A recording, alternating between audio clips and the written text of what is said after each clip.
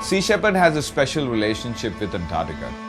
For the last 12 years, the organization has headed down every austral summer to defend marine wildlife in these waters.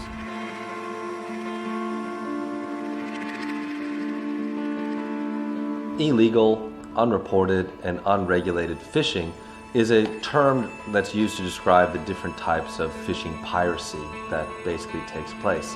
Antarctica is particularly vulnerable to IUU fishing because of its remoteness. That remoteness makes it difficult to surveil, it makes it difficult for there to be enforcement, and it creates a law enforcement void. Sea Shepherd's job is when we see a law enforcement vacuum, we act to fill it.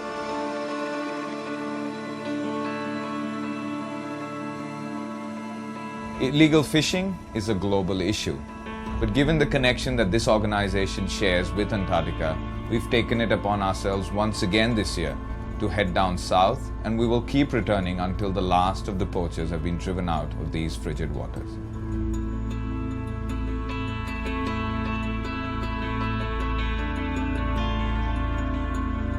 Sea Shepherd now has two opponents in Antarctica: the Japanese whaling fleet, which is acting completely illegally, and the toothfish poachers, which are criminal operators targeting the high seas of Antarctica. With criminality, there are no distinctions. The Steve Irwin will depart from Fremantle and head down to Antarctica and tackle criminality as it sees it. Illegal toothfish operators jeopardize the Antarctic environment by targeting apex predators in the Antarctic ecosystem. The toothfish are apex predators, which means that they are critical to the marine ecosystem and the health of it. Last year, the crew of the Samson pulled in 72 kilometers of illegal gill nets off the fishing vessel Thunder. And during this 5-week period, we returned back to the ocean 50,000 kilos of toothfish. Now, just to put a monetary value on that toothfish just entering the market stands at $1 million. That revenue generation goes up about 200 times by the time it gets to somebody's dinner plate at a top-end restaurant. So we're literally talking about multiple millions of dollars worth of fish that was stopped from being traded and the money going into the pockets of these organized crime syndicates.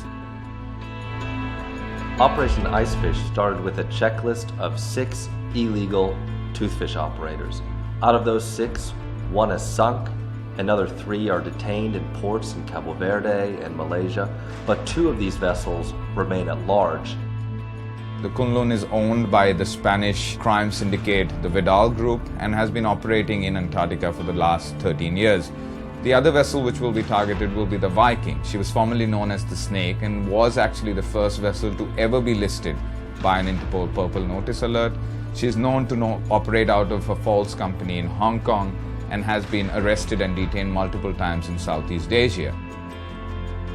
Sea Shepherd considers these 2 toothfish poachers to be fugitives from justice, and on Operation Icefish 2, the Steve Irwin, commanded by Captain Siddharth Chakravarti, will track down these 2 fugitives, shut them down, and bring them to justice. The Steve Irwin is the flagship of the Sea Shepherd fleet. It's done more Antarctic whale defense campaigns than any other Sea Shepherd vessel, so this is a ship that is tried and tested in the Antarctic environment. This is the ship that the toothfish poachers have every reason to fear when it comes over the horizon to shut down their criminal operations.